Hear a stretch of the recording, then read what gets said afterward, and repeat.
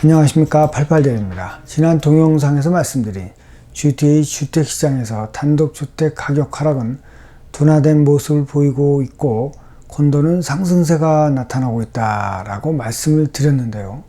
일부 지역에서 일시적 현상으로 나타나고 있는 것을 제가 너무 미리 말씀드린 것이 아닌가 싶어 걱정을 하고 있습니다. 그런데 이를 뒷받침하는 기사가 있어 소개를 드리고자 합니다. 8월 27일 베터 드웰링 기사입니다.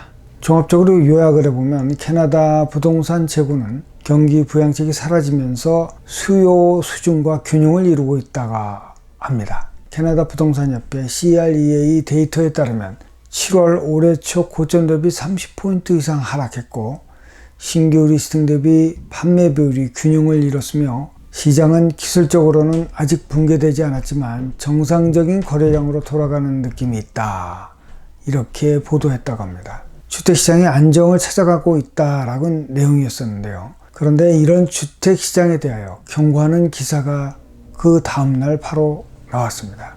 캐나다 부동산 시장이 베어마켓에 진입하고 있고 더 나빠질 것으로 예상한다는 것입니다. BMO은행은 약세 시장이 끝나지 않았다고 경고하고 있으면서 7월의 신규 매물에 대한 판매 비율 SNLR은 51.7%로 이제는 균형 잡힌 시장으로 간주되어 감정적 프리미엄을 제거하는 데 도움이 되고 있다고 전하고 있었습니다. 문제는 8월 27일 잭슨 홀 미팅에서 파월 의장이 강조한 연설이 앞으로 주택시장에 많은 영향을 미칠 것으로 보여지는데 그 내용을 대체적으로 요약해보면 첫 번째는 빠른 전환은 없다. 즉 긴축을 조기 완화하는 정책은 없다는 것입니다. 저희는 예상하기에는 인플레이션이 완화됐기 때문에 금리 인상 속도가 둔화되고 금리 인상이 굉장히 적게 이제 천천히 될 것이다 하고 생각을 했었는데 그럴 일이 없다는 것이죠. 두 번째, 인플레이션을 잡기 위해 금리를 더 높여 상당 기간 유지한다는 것입니다. 세 번째는 물가를 잡으려면 기업과 가게에 고통을 줄 것이며 물가 안정을 회복하지 못하면 훨씬 더 큰 고통이 오기 때문에 어쩔 수 없이 금리를 계속 올리겠다는 것입니다.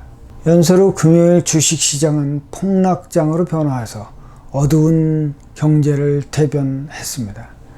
여기에 우크라이나 전쟁 장기화가 가시화됨에 따라 현 인플레이션의 원인인 에너지와 공급망 문제가 더욱더 불투명해지고 있다는 것입니다.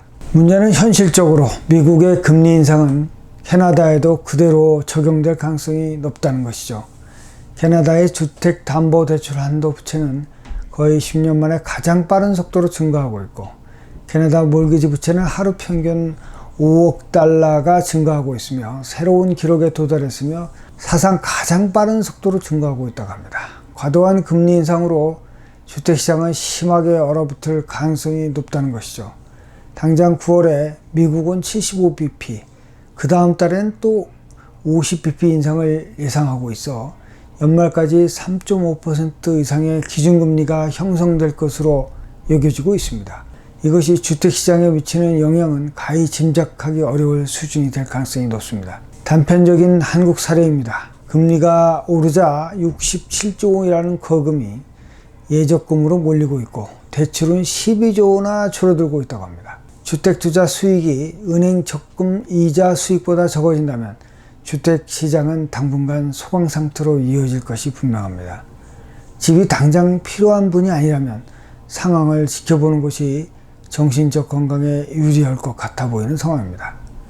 8월 중순 주간 동향은 지역에 따라서 하락과 상승이 나타나고 전반적으로는 등하락을 반복하는 보합세를 보였습니다.